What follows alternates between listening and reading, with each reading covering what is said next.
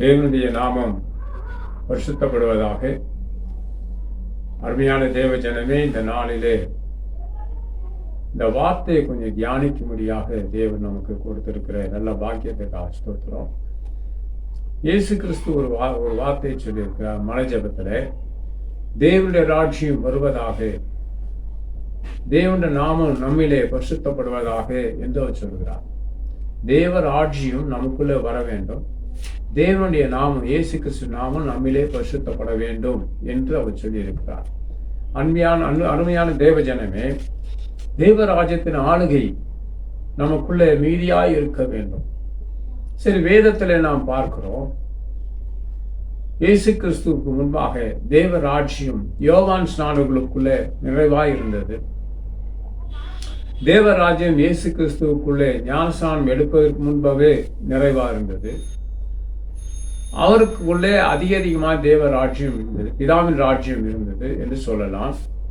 அருமையானவர்களே, பேதுரு இயேசு கிறிஸ்துவின் பிரதான சீடன் ஆகிய அவருக்குள்ளே தேவராஜ்யம் அதிகமாக இருந்தது.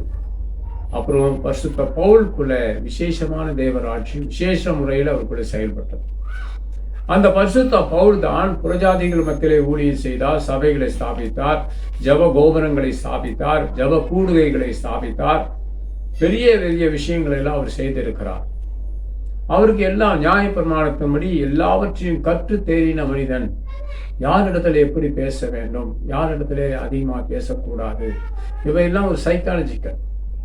வேதாகம கல்லூரியில நாம வேதத்தை படிக்க போகும்போது சில மனிதனிடத்துல எப்படி பேச வேண்டும், எப்படி பழக வேண்டும், எந்த மனிதர்களை எப்படி புரிந்து கொள்ள வேண்டும், அப்படியெல்லாம் சொல்லிக் கொடுப்பார்கள். எல்லாரும் சொல்லிக் கொடுக்க மாட்டார்கள், சிலர் சொல்லிக் கொடுப்பார்கள். அருமையானவர்களே, தேவ ராஜ்யம் நமக்குள்ளே மிகுதியாக இருந்தால் நாம் யாரிடத்துல எப்படி பேச வேண்டும், யாரிடத்துல எப்படி பழக வேண்டும் என்கிறதான ஒரு அறிவு நமக்குள்ளே வந்துவிடும். அறிவில்லாமையினாலே என் ஜனங்கள் சங்காரமாகிறார்கள் என்று எழுதியிருக்கிறார். தேவராஜ்யத்தின் மகிமையானது நமக்கு, தேவராஜ்யம் என்றால் என்ன சொல்லுவாங்க, தேவனுடைய ராஜ்யம், ஆளுகை, அவ்வளவுதான். ஆனா அதுல இருக்கிற விசேஷ விதமான அம்சங்கள் இருக்கிறது. அதுல எத்தனை அம்சங்கள் இருக்கிறது? ஞானம், புத்தி, அறிவு, யுக்தி. தேவன் ராஜ்யம் நமக்குள்ளே இருந்தால் எதையும் பகுத்தறியத்தக்கதாகவும், நாம் எவைகளை விட்டு விலக வேண்டுமோ அவைகளை நாம் விட்டு விலகுவதற்கு ஏதுவாக தேவராஜ்யம் நமக்கு உதவி செய்கிறது. தேவராஜ்யத்தின் ஆளுகை என்பது ஒரு முக்கியமானது. ஒவ்வொரு கிறிஸ்தவர்களுக்கும் தேவராஜ்யம் இருக்கிறது. பல இடங்கள் போங்க, பேய்கள் பிடித்து ஆடிக்கொண்டு இருப்பார்கள், அவர்களுக்குள்ளே பேய்களின் ராஜ்யம் இருக்கிறது. கொலைகாரனுக்குள்ளே கொலைகார ஆவின் ராஜ்யம் இருக்கிறது, இல்லையா? விபச்சாரக்காரனோட இது விபச்சாரத்தின் ஆவியின் ராஜ்யம் அவனுக்குள்ளே இருக்கிறது. வேசிக்கல்லி, வேசிக்கல்லன் என்றெல்லாம் சொல்வார் விபச்சாரிகள். அவர்கள் மேலே இந்த ஆவியின் ராஜ்யங்கள் இருக்கிறது. அதனால தான் அதை அவர் தொடர்ந்து செய்கிறார்கள். கொலைகாரன் அவனுக்குள்ளே அந்த கொலை செய்ய தூண்டுகிறதான ராஜ்யம் அந்த அவனுக்குள்ளே இருக்கு, அதிகாரம் அவனுக்குள்ளே இருக்குது, ஆளுகை இருக்கிறது. அதனால தான் அப்படி செய்கிறார்கள். அப்ப தேவன் என்ன சொல்லுகிறார் என்று சொன்னால், விட்டு விலகு, விட்டு விலக சொல்லுகிறார். உலக மொழியில சொன்னா துஷ்டனை கண்டா தூர விலகு, அப்படி என்று சொல்லி இருக்கிறார். ஆனா முதலாம் சங்கீதத்தை நான் பார்க்கும்போது, பாவிகளுடைய வழிகள் இல்லாமலும் பரியாசக்காரர் உட்காரும் இடத்துல உட்காரக்கூடாது, நாம் என்ன செய்ய வேண்டும் என்பதை குறித்து முதலாம் சங்கீதத்துல தெளிவாக இருக்கிறது. அருமையான தேவ ஜனமே, இந்த வார்த்தைகளை நீ கவனித்திருப்பாயானால், கவனித்து கேட்பாயானால் புரிந்து கொள்ளும் தேவனுடைய பிள்ளைகள் எப்படி இருக்க வேண்டும். கண்ட இடத்துல நாம் உட்காரக்கூடாது, எல்லாரோட நாம் பழகக்கூடாது, வேலை செய்கிற நேரம் வேலை செய்யணும், மற்றபடி தனிமைப்படுத்தி கொண்டுதான் வாழ வேண்டும். அதே நேரத்தில் அவர்தான் சண்டை போடுற 3 நாள் பிடிக்கலையா அப்பா அப்படின்னு சொல்லக்கூடாது. நாம தான் நம்ம இருதயத்திலே நாம் வேறுபட்டவர்களாக இருக்கிறோம். ஹல்லேலூயா. ஏனென்றால் நாம் தேவராஜ்யத்தின் ஆளுகையில் இருக்கிறோம். தேவன் நம்மை பார்த்து கொண்டிருக்கிறார். தேவனுடைய கரம் நம்மை வழிநடத்தி கொண்டிருக்கிறது. ஏதோ பிழைப்புக்காக வந்து இங்கே வேலை செய்கிறோம். இந்த இடத்துல மிகுந்த ஜாக்கிரதையோடு கூட அஞ்ஞானிகள் மத்தியிலே வாழ்கிறோம், அஞ்ஞானிகள் மத்தியிலே வேலை செய்கிறோம், அஞ்ஞானிகள் இடத்துல ஊதியங்களை நாம் பெறுகிறோம். அருமையான தேவ ஜனமே, இந்த இடத்துல தேவராஜ்யம் தேவ பிள்ளைகளுக்கு முக்கியமான தேவை, நாம் நம் இஷ்டத்துக்கு வாழக்கூடாது. வேலை முடிந்ததா அந்த இடத்தை விட்டு நாசுக்காக விலக வேண்டும். எல்லாரோட பழகும். தேவராஜ்யம் மற்ற ஆட்களிடத்தை பழகி நாம் சுவிசேஷம் சொல்லி அவர்களை மாற்றலாம். முதலாவது, நாம் ஒருவனுக்கு சுவிசேஷம் சொல்வதை விட இக்காலங்களில் நான் எப்படி செய்கிறேன், முதல் நான் பழகுவேன். அவர்களிடத்திலே பழகி பார்க்கும் போது அவளுக்குள்ள இருக்கிற கீழ்த்தரங்கள் எனக்கு தெரியுது. பேசுவேன், நல்லா பேசிடுவேன். அடுத்த நேரம் பார்த்தீங்கன்னா துண்டு வச்சிருவேன். ஏன்னா அவங்க என்ன ஆளுகையில் இருக்கிறார்கள். கொலைகாரன், கொள்ளைக்காரன், வேசிக்கரன், விபச்சாரிக்காரி, அவர்களிடத்துல அதிகாரம் அவைகள் தான் இருக்கிறது. அதனால தான் நாம் அவர்களை விட்டு விலக வேண்டும். முதலாவது சங்கீதத்தின்படி நாம் பாவியோட வழியில இல்லாமலும், பாவி என்றால் அவனுக்குள்ளே 47 விதமான பொல்லாத ஆவி இருக்கிறது. ஒன்று நல்லா தெரிஞ்சுக்கிறீங்க. இயேசு கிறிஸ்து சொந்த ரட்சகராக ஏற்றுக்கொள்ளாத, முழுமையா ஏற்றுக்கொள்ளாத ஒவ்வொரு ஆண்கள் பெண்களுக்குள்ளும் 47 விதமான பொல்லாத ஆவி இருக்கிறது. அந்த 47 விதமான பொல்லாத ஆவிகள் சொன்னா பொல்லாத சுபாவங்கள் வேதத்திலே இருக்கிறது. 47 விதமான பொல்லாத ஆவிகள் இயேசு கிறிஸ்துவை சரியா ஏற்றுக்கொள்ளாத மனிதனுக்குள்ளே இருக்கிறது. அவைகள் தான் அவனை ஆளுகை செய்து கொண்டு இருக்கும். அவன் இயேசு கிறிஸ்துவின் சொந்த ரட்சகராக ஏற்றுக்கொண்டு அவர் ரத்தத்தினாலே கழுவப்பட்டு தேவராஜ்யத்தை அவன் பெற்றுக் கொள்வானானால், தேவராஜ்யத்தின் ஆளுகைக்குள்ளே தன்னை வைத்துக் கொள்வானானால் 24 விதமான பொல்லாத ஆவிகள், பொல்லாத சுபாவங்கள் அவனை விட்டு விலகிவிடும். ஹல்லேலூயா. 23 விதமான பொல்லாத ஆவிகள் அவனை மரண பரியந்தம் அவனை பின்தொடர்ந்து கொண்டேதான் இருக்கும். இயேசு கிறிஸ்து ஏற்றுக்கொண்டுமே ஏன் துர்க்குணங்கள்லாம் வருதா, நம் தூரத்திலிருந்து நம்மை பயமுறுத்தும், நம்மை செயல்படுத்தும். நமக்கு முன்பே பார்த்தீங்கன்னா நம்ம மனைவி விட்டுடும், அடுத்த மனைவி கொஞ்சம் நம்ம கிட்ட கவர்ச்சியா காட்டும். அது எவ்வளவு பெரிய பொல்லாப்பு தெரியுங்களா, அது ஒரு பொல்லாப்பு. அப்ப நாம் என்ன செய்யணும், எனக்கு அப்பாலே போ சாத்தானே என்று உள்ளத்தில் சொல்ல வேண்டும். அருமையான தேவ ஜனமே, நமக்கு இந்த 23 விதமான பொல்லாத ஆவிகள் நம்ம பின்தொடர்ந்து கொண்டே இருக்கோம். நான் தனியா போறேன்னு நினைக்காதீங்க. பின்தொடர்ந்து கொண்டு சில வந்து ராங்கா பேசுவான், வெட்டிடுவேன்வான், குத்திடுவேன்வான், அடிச்சிருவேன்வான், நம்ம கிட்ட இருந்து கெட்ட வார்த்தை பேசுவான். அதெல்லாம் பொல்லாத ஆவிகள். அவைகள் அவனுக்குள்ளே இருந்து செயல்படுகிறது. தள்ளி இருந்து தான் செயல்படும், நம்ம கிட்ட வராது. ஏன்? தேவராஜ்யத்தின் ஆளுகை நமக்குள்ள இருக்கிறது. அல்லேலூயா. அந்த தேவராஜ்யத்தின் ஆளுகையை நமக்குள்ள பெருக்கிக் கொள்ள வேண்டும். ஒன்று சொல்ல புரியுதுங்களா? தேவராஜ்யத்தின் ஆளுகையை நமக்குள்ள பெருக்கிக் கொள்ள வேண்டும்னா அதுக்கு ஒப்பு கொடுக்கணும். உலக இன்பங்களை விட்டு வேறு பிரிய வேண்டும். பாவத்தின் சம்பங்களை விட்டு சந்தோஷங்களை விட்டு வேறு பிரிய வேண்டும். இதுதான் சாதசம். உலகம் என் பின்னே என்று சொன்னால், உலகம் எனக்கு முன்னே என்று சொல்லாமல் உலகம் எனக்கு பின்னே. உலகம் என்றால் அதுல எல்லாமே இருக்கு. அதுல இன்பங்கள், துன்பங்கள், கவலைகள், துக்கங்கள், கண்ணீர்கள், வேதனைகள், சஞ்சலங்கள், தவிப்புகள், இவைகள்லாம் ஓர் பேய். இந்த பேய்கள் தான் நம்மை பின்தொடர்ந்து கொண்டே வரும். அப்ப நாம் அதை அறிந்து, நல்ல ஊழியக்காரனா தான் இருப்பான், நல்ல விசுவாசியா தான் இருப்பான், ஆனா அவனும் பேயை ஆளுகை செய்யணும். நாம தான் ஜாக்கிரதையா இருக்கணும். நீங்க எந்த அளவு தேவன் சமூகத்துக்கு ஒப்பு கொடுக்கிறீர்களோ, தேவராஜ்யத்துக்கு ஒப்பு கொடுத்து தேவராஜ்யத்தினால அதிகாலமே எழும்பி நீங்க தேவராஜ்யத்தை நிரப்பிக் கொண்டே இருக்க வேண்டும். ஹல்லேலூயா. அவருடைய ஆளுகையிலே நாம் இருக்க இருக்க இருக்க நமக்கு நற்பண்புகள் வர வாய்ப்புகள் நிறையவே இருக்கு. பொல்லாங்குகளை விட்டு நாம் விலகி தேவராஜ்யத்தின் ஆளுகைக்குள்ளே இருக்கலாம்.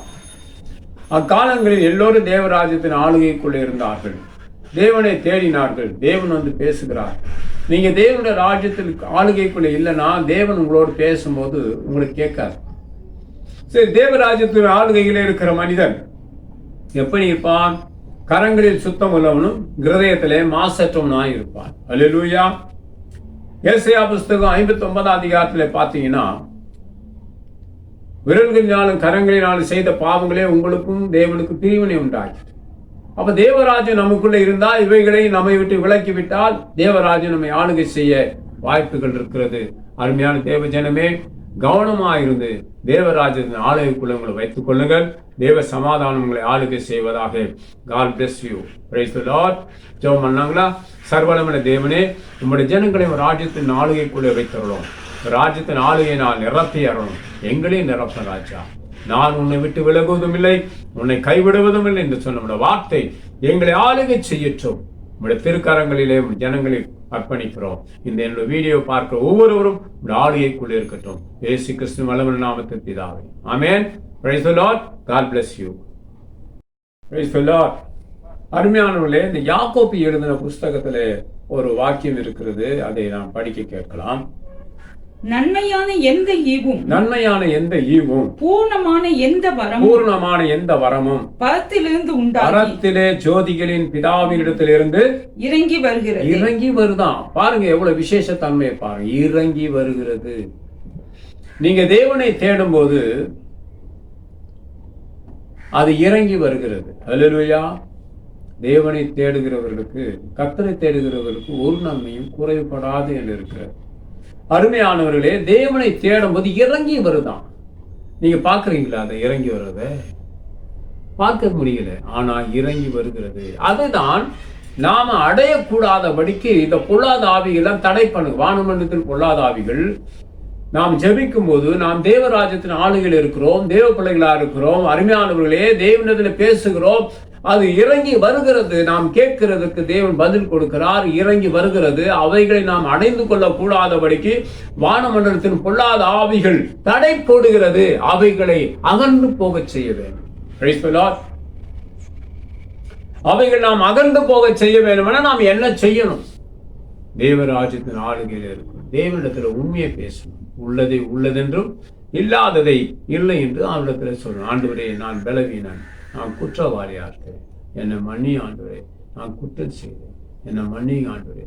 நம்முடைய அவயவங்களை ஆண்டவரிடத்தில் ஒப்பு கொடுக்கவும், வெளி அவயவங்களை ஆண்டவரிடத்தில் ஒப்பு கொடுத்து நாம் ஜெபம், ஆண்டவரே இவைகளை இந்த நாளிலே பரிசுத்தப்படுத்தியறோம். ராட்சியம் என்னை ஆளுகை செய்வதாக, உம்முடைய நாமம் இந்த நாளிலே எனக்குள்ளே பரிசுத்தப்படுவதாக.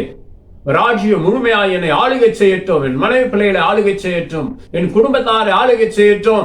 என் இடத்திலே என் வார்த்தைகளை கேட்கிறதானே தேவ ஜனங்களை உடைய ராஜ்யம் ஆளுகை செய்யட்டும். அவர்களுக்குள்ளாக உடைய நாமம் பரிசுத்தப்படுவதாக என்று அடியேன் ஜெபித்துக் கொண்டிருக்கிறேன். அல்லேலூயா. இந்த வீடியோவை பார்க்கிற ஒவ்வொரு தேவ பிள்ளைகளுக்குள்ளும் இயேசு கிறிஸ்துவின் நாமம் பரிசுத்தப்படுத்தும். அவர் ராஜ்யம் உங்களை ஆளுகை செய்ய வேண்டும். தேவன், நம்முடைய தேவன் பெரியவராக இருக்கிறார். நீங்க எதுக்களா இருக்கலாம், யாரா இருந்தாலும் இயேசு கிறிஸ்துவை சொந்த ரட்சியராய் நீங்க அறிக்கை செய்யுங்கள். தேவன் உங்களை கைவிட மாட்டார். நிறைய நாம தான் விலகி போகணும். நானும் துஷ்டனை கண்டா விலகிடுவேன், உடனே கட் பண்ணுவேன். அவன் எவனா இருந்தாலும் சரி, உடனே கட் பண்ணி தூர போட்டுருவேன். ஏன்னா துஷ்டத்தனம் உள்ள ஒரு மனிதனிடத்திலே பழகினால் அந்த துஷ்டத்தனம் நம்மளை பிடிக்கும். நாமளும் துஷ்டர்களை போல பேசுவோம், துஷ்டர்களை போல பழகிறோம். அந்த துஷ்டத்தனத்தின் ஆளுகை நமக்கு தேவையில்லை. அவைகளை அப்புறப்படுத்தி விட வேண்டும். மாயமானக்காரர்கள் நிறைய இருக்கிறார், கொள்ளைக்காரர்கள் நிறைய இருக்கிறார். நம்ம பொருட்களை கொள்ளையடிப்பார்கள், நம்மளை விரட்ட பார்ப்பார்கள். அதெல்லாம் ஒரு சாபம். அடுத்தவனுடைய பிறனுக்குள்ள யாதொன்னே இச்சையாது, பிறனுக்குள்ள எந்த பொருளையும் இச்சைக்கிறான்னா அவனுக்கு அது ஒரு சாபம் அவங்களுக்குள்ளே இருக்கிறது. நம்ம பொருளை ஒரு திருடுவார்களானா அவளுக்குள்ளே சாபம். அந்த சாபத்தின் ஆளுகையில் அவர் இருக்கிறதுனால தான் நம்ம பொருட்களை திருடுகிறார்கள், நம்ம பொருட்களை அபகரிக்க பார்க்கிறார்கள், நம்ம சுபாவங்களை கெடு, நம்ம இடத்துல மிரட்டுகிறார்கள், வெட்டிடுவேன், குத்திடுவேன். அன்பானவர்களே, அந்த சாபம் அவர்களுக்குள்ளே இருக்கிறது. அந்த மக்கள் இடத்துல எச்சரிக்கையாக உடனே விளக்குங்க. தேவன் நம்மை கைவிட மாட்டார். அவருடைய ஆளுகை நமக்குள்ளே மிகுதியா இருந்தால் நாம் ஜெபிக்கும் போது ஆண்டவர் தருவார். நான் ஊழியம் செய்வேன், ஊழியக்கார். நான் செல்வந்தனாக நான் பிரயாசப்பட்டதே கிடையாது. ஆண்டவர் தந்தா தான் உண்டு. செல்வந்தனாக நான் பிரயாசப்பட்டதே இல்லை. ஏன்னா இதுவெல்லாம் கிடையாது. எனக்கு தேவன் போதும். பெரிய செல்வமே என்னை ஏற்றுக்கொண்ட, என்னை அங்கீகரித்துக் கொண்ட, என்னை அபிஷேகம் பண்ணின என் தேவன் தான் எனக்கு செல்வமா இருக்கிறார். அல்லேலூயா. அது எனக்கு போதும் என்றுதான் இந்நாள் வேணும் வாழ்ந்து கொண்டிருக்கிறேன். யாரு பணத்தையோ எதையோ நான் பார்க்கறது இல்லை. நிறைய கார் வாங்க, கார்ல போலாம், கார் வாங்க பாஸ்டர், கார் வாங்குங்க பாஸ்டர்னா வாங்குறதுக்கு எனக்கு ஒரு தகுதி வேணும் இல்லையா? பணம் இல்லை, மெயின்டெனன்ஸ் எல்லாம் பார்க்கணும். கார் எப்படி நான் சிபிஎம் ஊழியக்காரன், சிபிஎம்ல இருந்தவர். ஒரு வாகனத்தை எப்படி மெயின்டைன் பண்ணணும் எனக்கு நல்லாவே தெரியும். அது எந்தெந்த நேரத்துல தலைவலி வரும், அதுக்கு எந்த நேரத்துல காய்ச்சல் வரும், அதெல்லாம் எனக்கு நல்லா தெரியும். அப்ப அதை மெயின்டைன் பண்ணக்கூடிய ஒரு தகுதி, பணம் நம்ம இடத்துல இருந்தால் ஒரு வாகனத்தை வாங்கி அதை நாம் உபயோகப்படுத்தலாம். அதுதான் புதிய வாகனம் வாங்கினா அது ஒரு 5 வருஷத்துக்கு நல்லா ஓட்டலாம். அதுக்குள்ள 3 சர்வீஸ் ஃப்ரீயும் தர மாதிரியா, 3 சர்வீஸ் ஃப்ரீ. ஒரு சர்வீஸ் விட்டுருவா, 2வது சர்வீஸ் விட்டுருவா, 3வது சர்வீஸ்ல செல்ஃப் மோட்டரு, அவனுக்கு என்னென்ன தேவையோ எதெல்லாம் எடுக்கணும் எடுத்துட்டு அந்த வண்டியில் பழைய வண்டியில் இருக்கிற கழுவி சுத்தம் பண்ணி இதில் மாட்டி விட்டுருவான்.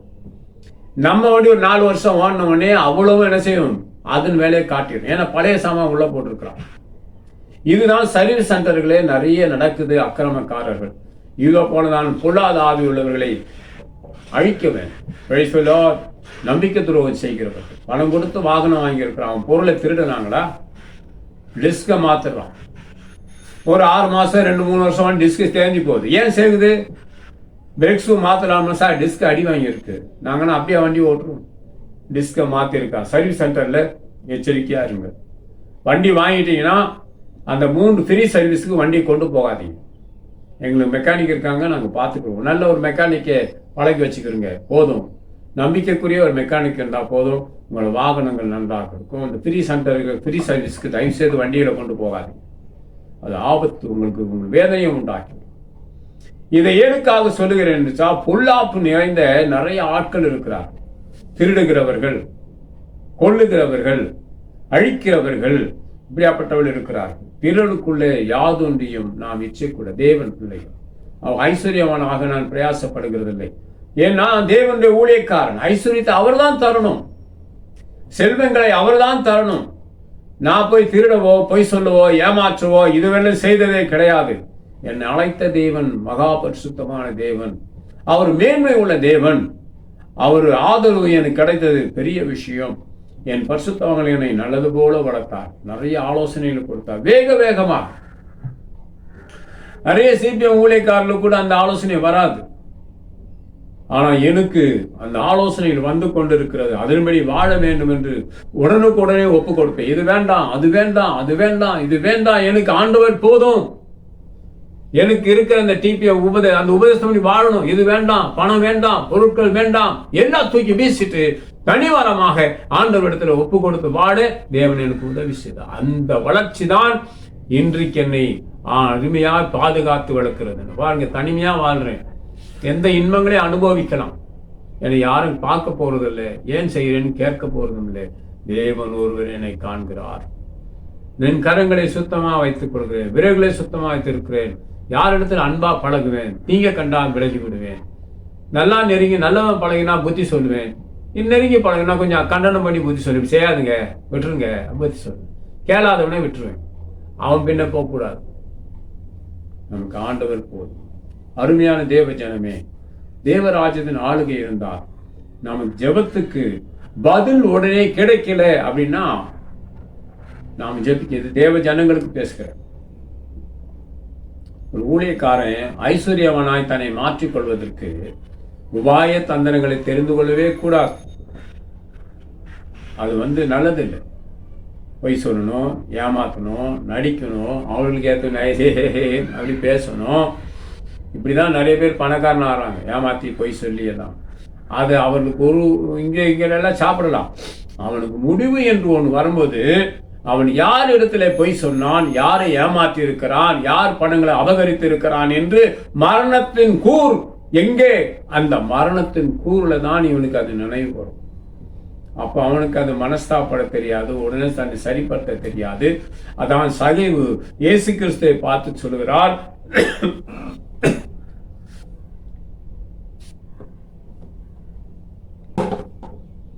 ஓரத்தனியாக அநியாயமாய் வாங்கினது உண்டானால் நாளத்தனியாய் திருப்பி தருகிறேன்னு சொல்கிறார். அப்ப கொடுத்துட முடியுங்களா? மரணத்தில் இருக்கும்போது எத்தனை கொடுப்பீங்களா? யாரோட பொருள், யாருடைய பணம் உங்க இடத்துல இருக்கிறதோ அதை நீங்க அபகரித்திருந்தால் தயவு செய்து கொடுத்து விடுங்கள். நாம் பரலோகத்துக்கு போகணும். ஊழியக்காரங்க, என் கையை நான் சுத்தமா வச்சிருக்கணும். எல்லா விதங்களிலும் நான் சுத்தமான வாழ்ந்தாதான் ஒரு ஆத்மாவை பரலோகத்துக்கு போடும். எனக்கு கொடுத்திருக்கிற தேவன் கொடுத்த ஊழியங்களில் ஒன்று பரலோகத்தை அனுப்புகிற ஊழியம். அது பாக்கியத்தை தேவன் தந்திருக்கிறார். அதன்படி வாழ கர்த்தர் உதவி செய்கிறார்.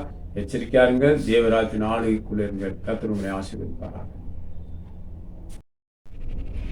தேவன் கொடுக்கிறதான அதிசயமான கிருபைகள் உண்டு. வேதத்தில் இருக்கிற சிறிய கிருபைகள், பெரிய கிருபைகள் எல்லாம் இருக்கு.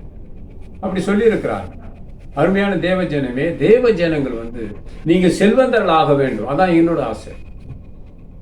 நீங்க உழைக்க வேண்டும், நீங்கள் பணங்களை சம்பாதிக்க வேண்டும். நீங்கள் உழைத்து பணங்களை சம்பாதித்தால்தான் உங்க பிள்ளைகளுக்கு நீங்க வைக்க போகணும். வீணா எதையும் செலவழிக்க கூடாது. ஊழியங்களுக்கு உதவி செய்யணும், ஊழியங்களை தாங்க வேண்டும். இதுதான் உங்களுக்கு செல்வங்கள் தேவை. இமையிலே உங்களுக்கு சுகம், பலன், ஆரோக்கியங்களை நீங்க தக்க வைத்துக் கொள்ள வேண்டும். இதுதான் தேவராஜ்யத்தின் ரகசியங்கள். ஆரோக்கியமாய் வாழ வேண்டும். நம்முடைய கரத்துல இவனை ஏமாற்றினேன் என்கிறதானே, இவனை திருடினேன், இவன் பொருளை இவனுக்கு தெரியாம கொண்டு வந்து வச்சிருக்கேன், இந்த எண்ணங்களே வரக்கூடாது. அதாவது அப்படி சுத்தமான வாழ்ந்தா உனக்கு நல்லது. எடுக்கவே கூடாது. அருமையான தேவ ஜனமே, தேவ ஜனங்கள் செல்வங்க. அப்ப நாங்கெல்லாம் என்ன பணக்காரர்கள் ஆகக்கூடாதா? ஆகணும். ஆனா ஊழியக்காரன் உபாய தந்திரங்களை தெரிந்து கொள்ளவே கூடாது. அவன் கையை தேவ ஜனங்கள்கிட்ட தான் வாங்கி சாப்பிடும். பழைய ஏற்பாட்டில் பாருங்க, ஒரு பலி செலுத்த போனால் அதுல ஒரு சிறு பகுதி ஆரோன் எடுத்துக்கொள்வார். அவன் பிள்ளைகள் கொத்தி அதிலே பிரதானதை, அவருக்கு பிரதானமானதை எடுக்க நினைத்தாருன்னா அது அவருக்கு அடி. கையில கிடைக்கிறதா எடுக்க, முக்கியமானது எடுக்கக்கூடாது, தேவனுக்கு சொந்தமான. அப்ப ஊழியக்காரர்கள் எப்படி இருக்க வேணும்னா, அவர்களை யாராலும் ஏமாற்றி எதனா பிடுங்கி சாப்பிடணுன்ற எண்ணமே வரக்கூடாது. எனக்கு அந்த எண்ணம் இது கிடையாது. ஏன்னா நான் வளர்ந்த இடம் அருமையான இடம். சிபிஎம்ல பரிசுத்தவான்கள் நன்றாக வளர்த்தார்கள். அதுபோல ஒரு பாக்கியம் அவர்களுக்கு கிடைக்கிறது. யார் அப்பவே ₹1 காசு எடுத்து எனக்கு அவர்கள் யாருக்கு தெரியாம என் பையில வைத்ததே இல்லை. அது எனக்கு அந்த எண்ணம் கிடையாது. முழுமையாக தேவனிடத்தில் அர்ப்பணித்து வாழ்கிறதானே ஒரு வாழ்க்கையை தான் தேவன் எனக்கு தந்தார். இந்த பக்கம் பார்க்க மாட்டேன், இந்த பக்கம் பார்க்க மாட்டேன். மேலே தேவன் இருக்கிறார், அது எனக்கு போதும். இஸ்ரவேல் ஜனங்களை குறித்து நாம் பார்க்கிறோமே, வனாந்தரத்திலே தேவன் நடத்தும் போது மேலே மேக ஸ்தம்பம் இருக்கிறது, இரவிலே அக்னி ஸ்தம்பம் இருக்கு. அதை பார்த்து கொண்டே போவார்கள். அதை பார்ப்பார்கள், கீழே நடப்பார்கள். ஒருத்தையும் வராது. தேவராஜ்யம் மேகத்தின் ஆளுகை, அக்னி ஸ்தம்பத்தின் ஆளுகை அவர்களை சூழ்ந்திருந்ததுனாலே ஏத்தீங்கும் வராதபடி தேவராஜ்யம் அவர்களை பாதுகாக்கும். அருமையான தேவ ஜனமே, விசுவாசிகள் எல்லோரும் பணக்காரர்களாக செல்வந்தர்களாக வாழணும். நீங்கள் பணங்களை சம்பாதிக்க வேண்டும். நீங்கள் பணங்களை சம்பாதித்தால் ஊழியங்கள் நல்லா இருக்கும், ஊழியக்காரர்கள் நல்லா இருப்பார்.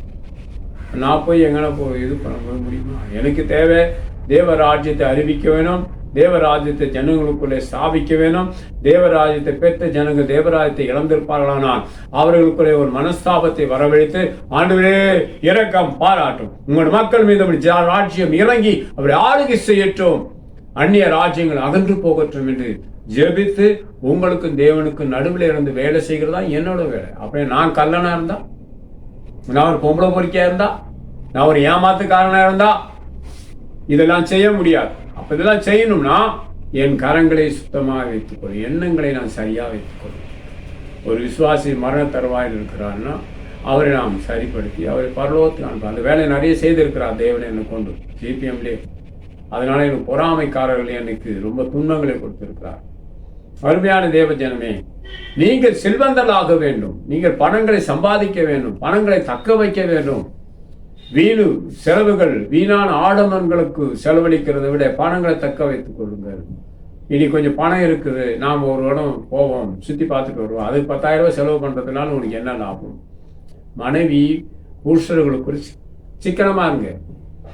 மனைவி சும்மா அங்கே போவோம் இங்கே போனோம் பணத்தை கண்டோன்னு பெரிய பட்ஜெட்லாம் போடாதீங்க. 2 பேரும் ஒன்னா இருந்து ஒற்றுமையாக சிக்கனமா இருந்து பணத்தை தக்க வைத்துக் கொண்டால் அந்த பணம் உங்களுக்கு உபயோகமாக இருக்கும், ஆசீர்வாதமாக இருக்கும். அல்லேலூயா. வெட்டி பந்தா பண்ணக்கூடாது.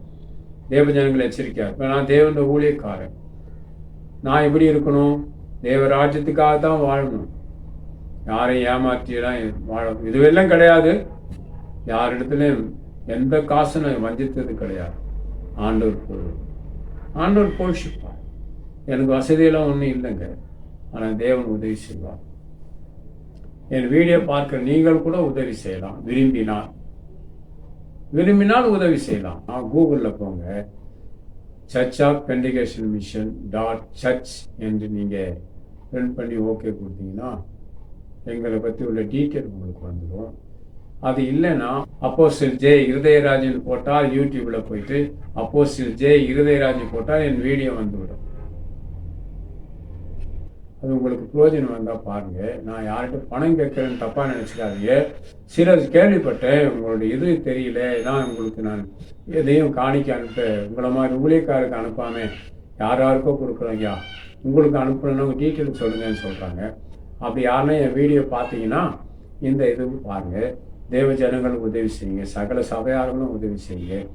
எனக்கு நிறைய பணங்கள் தேவைப்படுகிறது. என் கண் ஆப்ரேஷன் பண்ண வேணும். அதில் இந்த கண்ணில் பார்த்தீங்கன்னா 70% பார்வை இல்லை. இந்த வலது கண்ணில் 70% பார்வை கிடையாது. இதில் வந்து 20% பார்வை கிடையாது. இதெல்லாம் செய்ய வேண்டும். அதே நேரத்தில் எனக்கு வாகனம் 2 வீலரை ஓட்டுவது கடினமாக இருக்கிறது. எனக்கு கண்டிப்பாக கார் வேணும். நீங்கள் ஊழியங்களை செய்வதற்கு எங்கெல்லாம் போகணும், ப்ரேயருக்கு போகணும், வரணும்னா கண்டிப்பாக ஒரு கார் தேவைப்படுகிறது. அதை மெயின்டைன் பண்ண வசதி தேவைப்படுகிறது.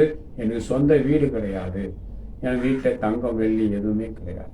அதனால் தேவன் நம்மளை காப்பாற்றுவார். முடிந்தால் நீங்கள் அதற்கு விரும்பினால் செய்யுங்க. நான் உங்களை வற்புறுத்தவில்லை. சிலர் கேட்டது நிமித்தம் சொல்லுகிறேன். இந்த வீடியோ பார்க்கும்போது சிலர் கேட்டார்கள், அதனால தான் சொல்லுகிறேன். நீங்கள் அப்படி செய்யுங்க. God bless you. ஆனால் தேவ ராஜ்யத்திற்குள்ளாக நாம் யாரையும் வஞ்சித்து ஊழியக்காரர் வாழக்கூடாது. அங்கே போனால் போய் சொன்னால் இது கிடைக்கும், இதெல்லாம் உங்களுக்கு ஞாபகத்தில் இருக்கு. நீ என்ன தப்பு பண்ண, மைண்டை விட்டு வெளியே போக. அதான் ஞாபக புஸ்தகம்.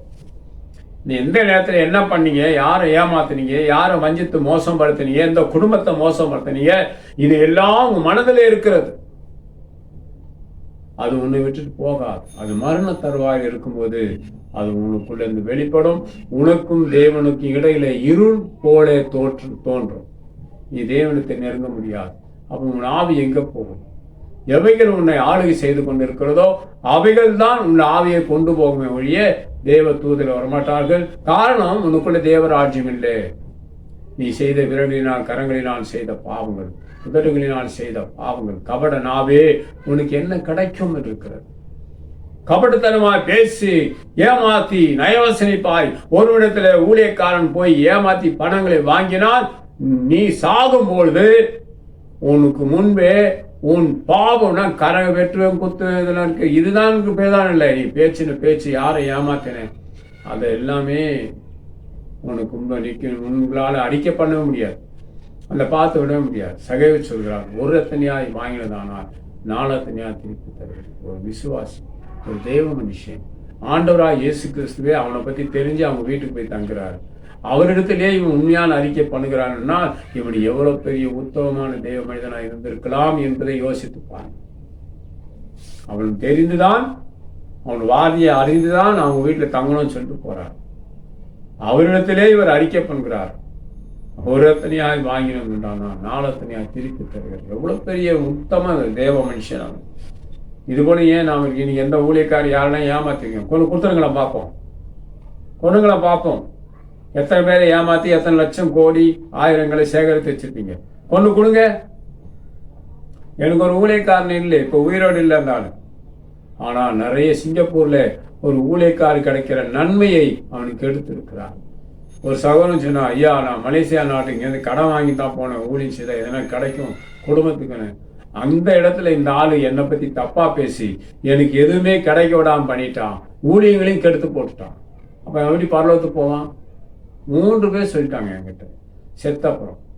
அருமையானவர்களே, ஐயோ இவனை போய் பரலோகத்துக்கு அனுப்பிட்டுமே என்ற எண்ணம் எனக்குள்ள வந்து எனக்கு அந்த கிருபை. எல்லாரும் பரலோகத்துக்கு அனுப்ப முடியாதுங்க. நீ எவ்வளவு பேர் ஊழியெல்லாம் செய்யுங்க, உன்னையே உனக்கு பரலோகத்துக்கு ஒப்பு கொடுக்க தெரியலடா, உன் ஜனங்களே எப்படி பரலோகத்துக்கு ஒப்பு கொடுக்க போற?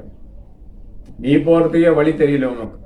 அந்த காரணம் சூழ்ந்துட்டு இன்கம் டேக்ஸ் ரேடு வந்ததுனாலே அவன் பயந்து மிரண்டு போனான். அவன் போய் அவனை கொன்று விட்டது. அவன் நோய் பிடித்து அவன் அவன் அவன் மீளக்கூடாதபடிக்கு அவனை கட்டி விட்டது. அவன் பரலோகத்துக்கு போவான். அவன் சொல்லுற ஊழியக்காரர் பெரிய ஊழியத்தை ஸ்தாபிச்சிருக்கோம். அவ்வளோ பெரிய ஊழியக்காரர் அவர். அதெல்லாம் பெருசு, அது ரொம்ப நல்ல விஷயம். உன் ஆத்துமா எங்கே? பரிசுத்தவாங்க சொல்வார்கள், மீன் செத்து மீன் பிடிக்கிறதுல பிரயோஜனம் இல்லை. மீனெல்லாம் பிடிச்சு வச்சுக்கிட்ட திடீர்னு செத்து போயிட்டேன்னா அந்த மீன் எதற்கு உபயோகப்படும்? நீ அதால உனக்கு பிழைப்பு இல்லையே. மீன் பிடிக்கிறாள் ஆத்துல கடல்லாம், மீனை பிடிச்சிட்டான், அவன் செத்து போயிட்டான். அப்ப மீன் யாருக்கு சொந்தம்? அவனுக்கு. அதனால அவனுக்கு ஒரு பிரயோஜனம் இல்லை, அவனே செத்து போயிட்டானே. இதுதான் நிறைய ஊழியக்காரருடைய நிலைமை. என் வீடியோ பார்க்கிற தேவ பிள்ளைகளே, எச்சரிக்கையா இருங்கள். தேவனும் கைவிட மாட்டான். அதே நேரத்தில் அநியாயமாய் வாங்கினது உண்டானால் திருப்பி கொடுங்கள். கர்த்தர் உங்களை ஆசீர்வதிப்பார். சர்வன் தேவன் வழி நடத்துவார். தேவன் நம்மை கைவிட மாட்டார். தேவன் உங்களை பெருக பண்ணுவார், ஒழிய குறுக பண்ணவே மாட்டார். ஆமென். Praise the Lord. God bless you. ஆண்டவரே, உங்களுடைய பிள்ளைகளை ஆசீர்வதிக்கிறேன், காப்பாற்றும். உங்களுடைய ஊழியக்காரர்களை வழி நடத்துகிறோம். நன்மையான தான் இயேசு நாமத்தில். ஆமென். தேவனுடைய நாமம் மகிமைப்படுவதாக. 23வது சங்கீதத்தில் நீங்கள் அந்த வசனங்களை நீங்கள் படித்து பாருங்கள். நிறைய பேர் அந்த வசனத்தை எடுத்து பிரசங்கித்து இருக்கிறார்கள். அதில் உள்ள இருக்கிற ரகசியத்தை யாரும் அறிய மாட்டார். 23வது சங்கீதமா அப்படி என்று நினைக்கிறார்கள். அது மிகுந்த ஆசீர்வாதத்துக்குரியது.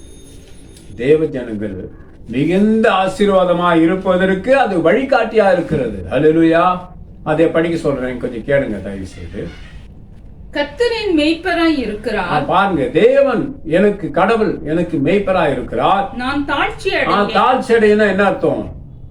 நான் தாழ்ந்து போவதில்லை, நான் குறைந்து போவதில்லை என்பதுதான் அர்த்தம். நான் ஒன்றுமில்லாமல் போக மாட்டேன். ஏனென்றால் தேவன் எனக்கு மேய்ப்பராய் இருக்கிறார். கடவுள் எனக்கு மேய்ப்பராய் இருக்கிறார். சர்வளவுள்ள தேவன் எனக்கு மேய்ப்பரா இருக்கிறார். கீழே படிங்க. அவர் என்னை புல்லுள்ள இடங்களில் பாருங்க, அவர் என்னை புல்லுள்ள இடங்களிலே மேய்த்து. அவருக்கு எவ்வளவு பெரிய அறிவு இருக்கு பாருங்க. தேவனை குறித்ததான அறிவு அது எல்லையற்றது. அதுதான் யாரும் புரிஞ்சுக்கிறது. எல்லையற்ற ஒரு கிருபை. அவர் எந்த அளவா தேவனை நேசித்திருந்தா இந்த அறிக்கை பண்ண முடியும். அவர் என்னை புல்லுள்ள இடங்களில் மேய்க்கிறார். அதாவது புல் உள்ள இடம் என்றால் செழிப்பு என்று அர்த்தம், அனுகூலங்கள் என்று அர்த்தம். நாம் அடைந்து கொள்ள பார்க்கிற செல்வங்கள், ஆசீர்வாதங்கள், ஆஸ்திகள், ஐஸ்வர்யங்கள், சுகம், பலன், ஆரோக்கியங்கள், இவைகள் தான் சொல்கிறது புல்லுள்ள இடம். இங்கெல்லாம் நன்மை இருக்கிறதோ அங்கு தேவன் தேவ ஜனங்களை நடத்துகிறார். கவனம் தேவை.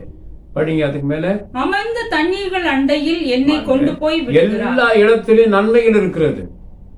ஆனா அவைகளினாலே நாம் சேதமடைய கூடாதபடிக்கு ஒரு வசனம் இன்னொரு இடத்துல ஆஸ்தியை சேர்க்கிறான், யாரை அதை வாரிக்கொள்வான் என்று இருக்கிறது. அன்பானவர்களே, நிறைய ஆஸ்தியை சேர்த்தவங்க இன்கம் டேக்ஸ்காரன் வாரிக்கொண்டு போயிட்டான். எனக்கு தெரிஞ்ச ஊழியக்காரர் அப்படிதான் கோல்மால எல்லாம் பண்ணி தங்கங்களை வாங்கி வைத்து விட்டான். இன்கம் டேக்ஸ்காரன் அந்த பில்லோட வந்துட்டான், ரேட் பண்ணிட்டான், எல்லாத்த போட்டு. அவர் சொன்ன பொய் தெரியுங்களா? அவர் சொன்ன அவாண்ட பொய் நிறைய இருக்கு. அன்பான தேவ ஜனமே, நமக்கு ஐஸ்வர்யங்கள் இருக்கிறது, செல்வங்கள் இருக்கிறது. அந்த இடத்திலே நாம் சுகமாய் தங்கி அதை பருகம் அனுபவிப்பதற்கு ஏற்ற இடத்தை அவைகளினால நாம் சேதமடைந்து விடக் கூடாது என்பதற்காக தேவன் அவர் சொல்லுகிறார், அமர்ந்த தண்ணீர் அண்டையிலே என்னை கொண்டு போய் விடுகிறார். சுமூகமான இடத்துல விடுகிறார். சில வெளிநாடுகளுக்கு போய் பணம் சம்பாதிக்கிறாங்க, சுமூகமான இடமா இருக்கிறது. சில வெயில காயிறாங்க. சில சுமூகமான இடத்துல இருந்து ஐஸ்வர்யங்களை சம்பாதித்து தேவ ஜனங்கள் தேவ பிள்ளைகளை அவங்க குடும்பத்தாருக்கு அனுப்புகிறார். அருமையானவர்களே, அவர் புல்லுள்ள இடங்களில் மேய்ப்பது மாத்திரமில்ல, அமர்ந்த தண்ணீர் அண்டையிடா. அலையே இருக்காது, அதிகமா தண்ணியை நல்லா குடிக்கலாம், சுகமா இருக்கலாம், ஆரோக்கியமா இருக்கலாம்.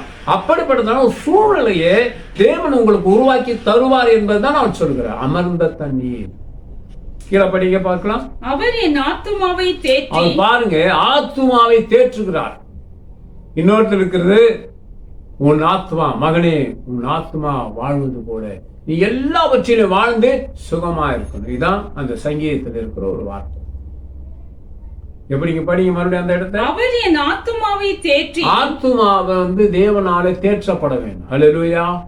தேவ ஜனங்களே, நம்முடைய ஆத்துமாவை தேவன் தேற்ற வல்லவராயிருக்கிறார். ஆத்துமாவை நீ கலங்காதே, நீ திகையாதே, உன் தேவன் ஜீவனோடு உள்ளவராயிருக்கிறார். நம் ஆத்துமாவை அவர் தேற்றுகிறார். நம் ஆத்துமாவை பலன் தள்ளுகிறார். உன் ஆத்மாவை தேற்றி அவர் பலன் கொடுத்து உன்னை ஆரோக்கியப்படுத்தி ஆசுவாசப்படுத்தி உன்னை வழி நடத்துகிறார். வாக்கியங்கள் இருக்கிறது. உன் மேலே என் கண்ணை வைத்து உனக்கு ஆலோசனை சொல்லுவேன். மகனே, தேவ ஜனமே, உன் மேலே தேவன் தன்னுடைய கண்ணை வைத்து ஆலோசனை கொடுக்கிறார். தேவனுடைய ஆலோசனைக்கு வருவாயானால் தேவன் உன்னுடைய தீங்கான காரியத்தை நீ விலகணும். நீதான் விலகணும். துஷ்டர்களோட பழகக்கூடாது, கொலைகாரர்களோட பழகக்கூடாது. என்னுடைய பேச்சு அப்படிதான் இருக்கும், கொத்தம் வெட்டும். ஆனா நீங்க தான் விலகணும். விலகி வாழ்ந்தால் பாக்கியம், விலகி வாழ்ந்தால் பாக்கியம். பாவத்தின் இன்பத்திலே சந்தோஷப்படக்கூடாது, பாவத்தை வெறுக்க வேணும். ஒருத்தனை துடிக்க வச்சு ஒருத்தனை கொண்டு அவனை கொலைகாரன் ஆக்கி அவனை கொன்று போட்டுட்டு அதுல சந்தோஷப்படக்கூடாது. அது நமக்கு, அந்த சந்தோஷம் நமக்கு தேவையில்லை. நீ கிறிஸ்தவனா இருந்தால் தேவனை அண்டிக்கொள், பாவ வழியை விட்டுவிடு, மரண வழியை விட்டுவிடு, அடுத்தவனுக்கு துன்பம் கொடுக்கறத விட்டுவிடு, அடுத்தவன் பொருளை திருட பார்க்காதே, அடுத்தவன் தீங்கு செய்ய பார்க்காதே. என்ன கண்டா எல்லாரும் பயப்படணும்னு சொல்லி தீங்குல போய் நீ அனுபவிக்காத, உள்ள போயிடாதே. அது உன் ஆத்துமாவை கொல்லும், உன் ஆத்துமாவை கொன்று போடும். உன் சந்ததிகள் அதுக்குரிய ஆக்கினியை அடைந்தே தீர்வார்கள். அது வெளியே தெரியாது, கொஞ்சம் கொஞ்சமாய் நடக்கும். அதனால்தான் சொல்லுகிறேன், தேவ ஜனங்களை தேவன் அமர்ந்த தண்ணீர் அண்டில் விடுகிறார். அவரே நம்ம ஆத்துமாவை தேற்றுகிறார். ஒரு தாய் தன் மகனை தேற்றுவது போல தேவன் நம்மை தேற்றுகிறார். இது எவ்வளவு பெரிய பாக்கியம்!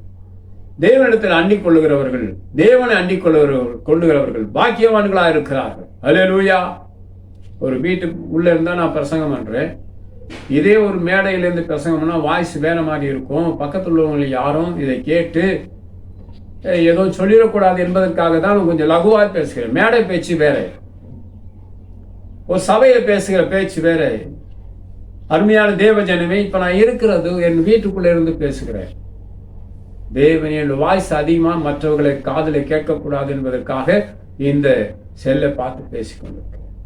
அமர்ந்த தண்ணீர் நிலை கொண்டுகிறவர் அவர் எவ்வளவு பெரிய பாக்கியம்! நம்முடைய ஆத்துமாவை தேற்றுகிறார்.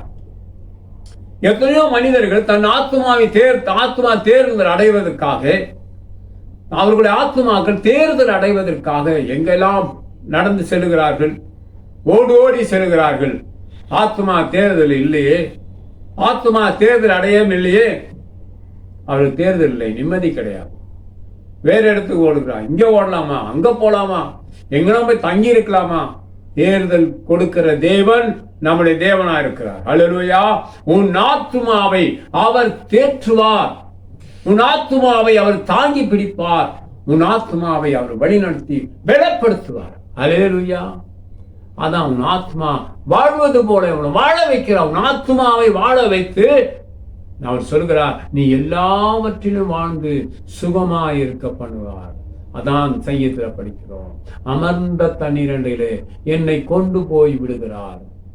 ஆஸ்தி ஐஸ்வர்யங்கள் உனக்குள்ளே இருக்கும், அது உன்னை துன்பப்படுத்தாது. ஏன்னா பொய் சொல்லி வாழையே, நீ உழைச்சுதானே வாங்கியிருக்கிற. ராயனுக்குரிய ராயனை செலுத்தி இருக்கிறாய், தேவனுக்குரிய தேவனுக்கு செலுத்தி இருக்கிறாய். அருமையான தேவ ஜனமே, தேவ மனிதனே, தேவ மனுஷியே, தேவனுடைய ஆளுகை உன்னை ஆண்டு கொண்டு இருக்கிறது. கவலைப்படாதே. உன்னாலே தேவராஜ்யத்தை உணர்ந்து பார்க்கலாம். தேவராஜ்யம் எப்படி இருக்கும்ன்றது நிறைய பேருக்கு தெரியல, அது குறித்து விவரிக்கவும் தெரியல. நான் சொல்லியாச்சுன்னா அது எப்படி இப்படியான்னு கேட்பான், அது அவனுக்கு அது ஏற்காது. தேவராஜ்யத்தின் ஆளுகை நமக்குள்ள இருந்தால் பிரமாணங்களை கை கொள்ள சொல்லும், பிரமாணங்களை கை கொள்ள சொல்லும், தன்னிச்சையாய் வாழ விடாது. இதான் தேவராஜ்யம். பாவ இன்பங்களிலே தன்னை ஈடுபடுத்த விடாது. இதான் தேவராஜ்யம். அடுத்தவங்களை தீங்கி செய்யணும், அடுத்தவங்களை அழிக்கணும், அடுத்தவங்களுக்கு வருமானங்களை கெடுக்கணும், வாழ்க்கையை கெடுக்கணும், குடும்பங்களை கெடுக்கணும் என்ற எண்ணம் தேவராஜ்யத்தில் ஆளுகையில் இருக்கிறவர்களுக்கு வராது. அல்லேலூயா. அந்த தேவன் இந்த உள்ள சதா காலங்களிலும் நம்முடைய தேவனாய் இருக்கிறார் என்பதை அறிந்து தேவன் பட்சமாய் வாழ்ந்தால் தேவன் உங்களை வழி நடத்துவார், உன் ஆத்துமாவை பலப்படுத்துவார், உன்னை பாதுகாப்பார், உன் ஆத்துமாவை தேற்றுவார். அருமையான தேவ ஜனமே, அடுத்த ஒரு வார்த்தையை நாம் படிக்க கேட்கலாம். அதிலேயே தம்முடைய நாமத்தின் நிமித்தம் என்னை நீதியின் பாதைகளில் நடத்துகிறார். அவர் சொல்கிறார் பாருங்க, தம்முடைய நாமத்தின் நிமித்தம் என்னை நீதியின் பாதை. தேவ ஜனமே, தேவ மனிதனே, தேவ மனுஷியே, கவனமாய் கேள். தேவனுடைய நீதியின் பாதையில் நடத்த அவர் ஆவலாய் இருக்கிறார். அந்த நீதியின் பாதை என்றால் என்ன? பல சொல்லுகிறார், ஆண்டவரை பின்பற்றுவேன், நான் ரொம்ப பக்தியா இருப்பேங்க. எப்படியா நீ பக்தியா இருக்க? பிரமாணங்களை கை கொள்ளாதவன் ஆண்டவரை பின்பற்ற முடியாது. வேதத்தில் தெளிவா இருக்கிறது. பிறவனுடைய மனைவியை இச்சிக்கிறவன், பிறவனுடைய மனைவியிடத்தை தப்பிதமாய் தொடர்பு வைக்கிறவன், பிற பெண்ணிடத்தை தப்பிதமாய் தொடர்பு வைக்கிறவன் ஆட்டுக்குட்டியானவர் பின்பற்றவே முடியாதடா. குருட்டாட்டம் உள்ள மனுஷனை,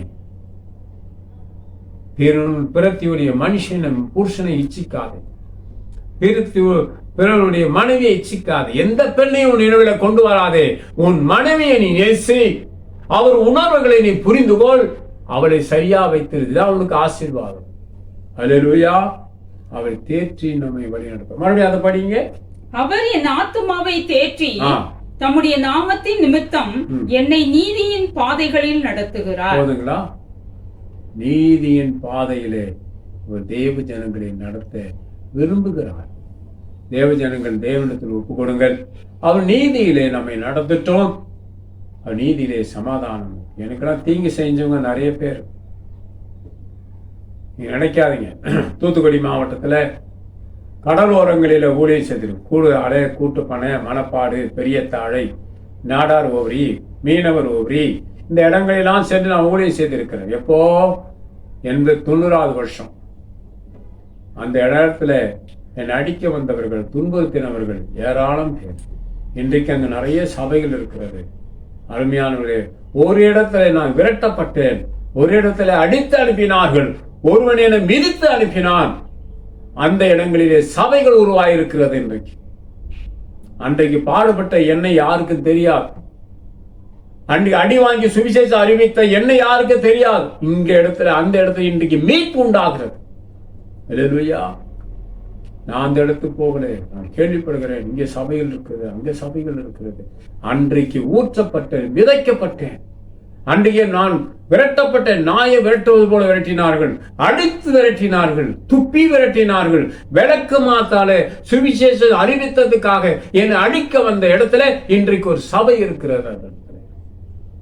அருமையான தேவ ஜனமே, எல்லா இடங்களிலும் பாடுபட்டு அந்த இடங்களில் ஊழியம் செய்ய தேவன் எனக்கு உதவி செய்ய. என்னை யாருக்கு தெரியாது, ஆனால் தேவன் மறப்பதில்லை. அந்த இடங்களில் ஊழியங்களை தேவனை எழுப்பியிருக்கிறார், ஊழியக்காரர்களை எழுப்பியிருக்கிறார், தேவ ஜனங்களை எழுப்பியிருக்கிறார்கள். அன்றைக்கு விதைக்கப்பட்டது இன்றைக்கு நிறைய முளைக்கப்படுகிறது. அதனால பெருமை கொள்ளுது.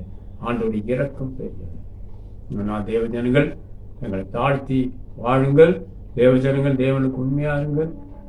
சர்வனும் தேவன் உங்களை ஆசீர்வதிப்பார், உங்களை வழி நடத்துவார், உங்களை வளமுள்ளவராக்குவார். நீதியின் பாதையில நடத்த தேவ வல்லவராக இருக்கிறார். நீதியின் பாதை என்றால் அவருடைய பிரமாணங்கள் மொழி வாடுகிறது தான் நீதியின் பாதை. எனக்கு தெரிந்ததுதான். உங்களுக்கு எப்படி எது தெரிஞ்சிருக்கா பாருங்க. அவர் அடிச்சுவடை பின்பற்றி வாழுங்கள். தேவன் உங்களை ஆசீர்வதிப்பார். கரங்களை சுத்தமுள்ளவளா இருங்கள். தேவ ஜனங்களை விட தேவ ஊழியக்காரர்கள் கண்ணியமா இருப்பது ரொம்ப நல்லது. ஏன்னா உங்ககிட்ட தான் கணக்கே கேட்க போறார். நீ தான் பதில் சொல்லணும். உங்க ஜனங்கள்லாம் பரலோகத்துக்கு போயிடுவாங்க, நீ போறதுதான் கஷ்டம். நீ பண்ணி மாதிரி உரிமிட்டீங்க தான் உட்காந்துக்க போற.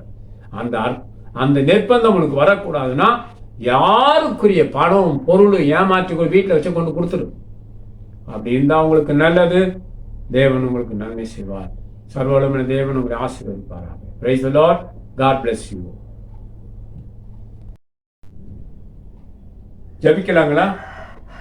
அருமையான தேவனே, இந்த நல்ல வேலைக்காக ஸ்தோத்திரம். உண்மை ஜனங்கள் புரிந்து கொண்டால் நலமா இருக்கும். நாங்கள் கேட்ட வாக்கியங்களின்படியும் நாங்கள் தியானித்த விஷயங்களை பற்றி அறிந்திருக்கிறேன். எங்களை பலப்படுத்தும், ஜனங்களை பலப்படுத்தும். நாங்கள் கண்ணியமாய் வாழ எங்களுக்கு உதவி செய்துள்ளோம். இந்த வாக்கியங்களை கேட்க ஒவ்வொரு மக்களை ஆசீர்வதித்தோம். ஒவ்வொரு குடும்பங்களிலும் சேமங்கள் உண்டாட்டும், எதிர்ப்புகள் நீங்கட்டும், பேய் கோளாறுகள் ஒழிந்து போ, மாந்திரிக கோளாறுகள் அகன்று பாதாளத்தில் போவதாக. அந்நிய ஆவிகள் ஆளுகைகள் அழிந்து போகற்ற ராஜா. செத்த ஆவிகள் நடமாட்டங்கள் இராதபடி, மூதாதி ஆவிகளுடைய அலைக்கடிப்புகள் இந்த வார்த்தை கேட்கிறதான ஜனங்களுக்குள்ள இராதபடி, அவர் வசிக்கிற இடத்துல இராதபடி பாதாளத்தில் போவதாக நசரேயனாகிய இயேசு என்ற நாமத்தில் கட்டளையிடுகிறேன். ஆண்டவரே, மக்களை ஆசீர்வதித்து காத்தோம். இயேசு கிறிஸ்துவின் வல்லமையுள்ள நாமத்தில் பிதாவே. ஆமென். Praise the Lord. God bless you.